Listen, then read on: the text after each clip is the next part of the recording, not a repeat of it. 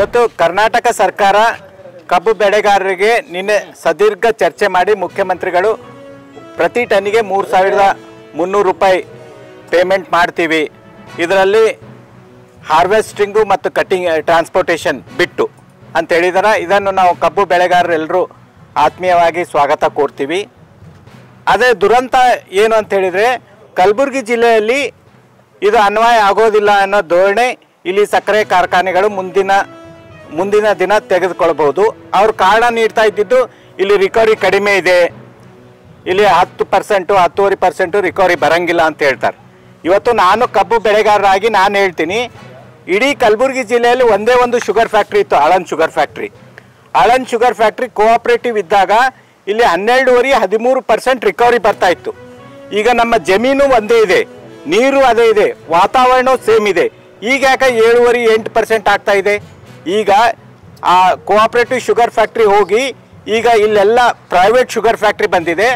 ಅವರು ದೊಡ್ಡ ಮಟ್ಟದಲ್ಲಿ ಮ್ಯಾನಿಪುಲೇಟ್ ಮಾಡಿ ನಮ್ಮ ರಿಕವರಿ ಪರ್ಸೆಂಟ್, ನಾವು ರೈತರು ಸರಬರಾಜು ಮಾಡಿದ ಕಬ್ಬಿನ ರಿಕವರಿ ಪರ್ಸೆಂಟ್ ಭಾಳ ಕಡಿಮೆ ಮಾಡಿ ಅವರು ದುಡ್ಡು ಹೊಡಿತಾ ಇದ್ದಾರೆ. ಇದು ರೈತರಿಗಾದಂಥ ದೊಡ್ಡ ಮೋಸ. ಇವತ್ತು ಜಿಲ್ಲಾಧಿಕಾರಿಗಳಿರಲಿ, ಜಿಲ್ಲಾ ಉಸ್ತುವಾರಿ ಸಚಿವರು ಇರಲಿ, ನಾನು ಬೇಡ್ಕೊಳ್ಳೋದಿಷ್ಟೇ, 10 ವರ್ಷ ಹಿಂದೆ ರಿಕವರಿ 12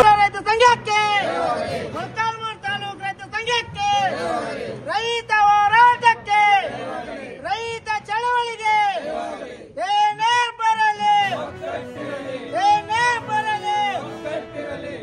ಹಳ್ಳಿಗಳಿಗೆ ಇಲ್ಲೊಂದೇ ಅಲ್ಲ, ಎಲ್ಲಾ ಕಡೆನೂ ಬಳ್ಳಿ ಹಬ್ಬಿದಾವೆ, ಲೈನ್ ಜಗ್ಗಿದಾವೆ ಅಂದ್ರೆ ಈವರೆಗೂ ಕೂಡ ಯಾರು ಕಿವಕ್ ಹಾಕಂತ ಇಲ್ಲ.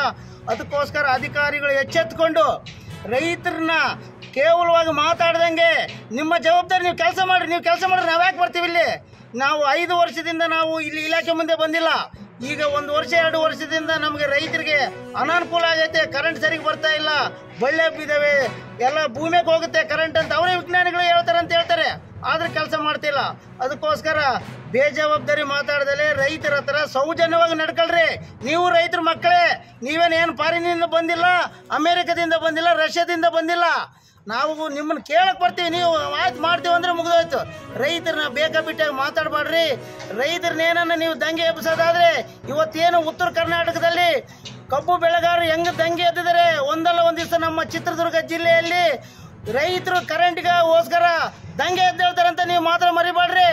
ರೈತರು ಸುಮ್ಮನೆ ಇರ್ತಾರೆ, ಎಷ್ಟುವರೆಗೆ ಸುಮ್ಮನೆ ಇರ್ತಾರೆ ಅಂತಂದರೆ ಅವ್ರ ತಾಳ್ಮೆ ಕಳ್ಕೊಂಡ ಮೇಲೆ. ಅವತ್ತು ಉತ್ತರ ಕರ್ನಾಟಕದಲ್ಲಿ ರೈತರು ತಾಳ್ಮೆ ಕಳ್ಕೊಂಡಿದ್ದಾರೆ, ಇಲ್ಲಿ ಕೂಡ ತಾಳ್ಮೆ ಕಳ್ಕೊಂತ ಇದ್ದಾರೆ.